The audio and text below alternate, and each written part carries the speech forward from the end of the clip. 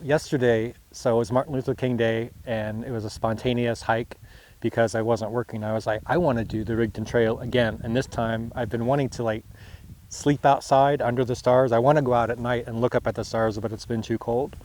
So since I had more daylight, I was like, I'm gonna do a lunch. So I packed some lunch, in my backpack and put my sleeping bag on an army belt, put my canteen on my army belt, put some ground cloth in my backpack, some food, and just started on the Rigdon Trail. And by myself, just started hiking, following my footsteps from the day before, pausing more, getting into the open areas, and then came down and was like hand holding my way down a rock. And then I got to the bottom and was like, this is a good spot. So I cleared some snow away, laid down a ground cloth, put out my sleeping bag, took off my boots, and I was going to eat some sandwiches that I had made, but my hands were too cold. So I ended up just having something else that I brought, and then snuggling up in my sleeping bag and listening, not really listening, just kind of hearing what's here,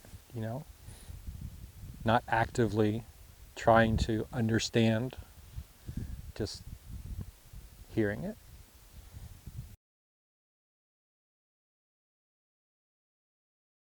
I'll call that spot the Restaurant Rock. It's about 5 minutes down from where all the trails connect, so it's easy to get to. Or you can take the long way and just sit there and relax before you come in.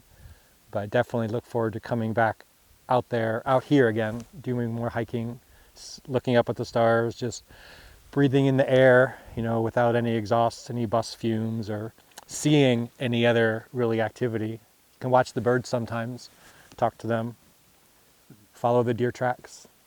The Rigdon Trail is the trail that goes around the perimeter, the outer boundary of Karmë, Chöling, and that is a rugged.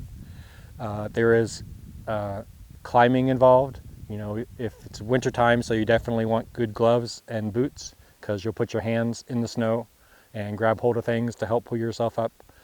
But it's also exhilarating because there's views, up there. You can look out over this valley. You can see the Perkong, you can see some of the retreat cabins from there. That's about a 2.5 hour hike, out and back.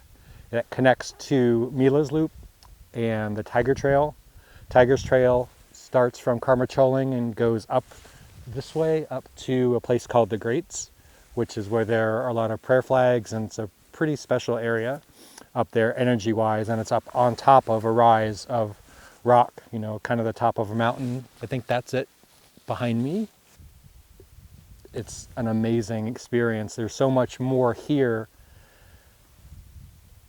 in the land, on the land, than there is just, being inside the house. The house will get you here, and the programs and the people and the lineage and, practice, in the shrine room. But you definitely have to get outside, whether it's winter, whether it's summer, spring, or fall.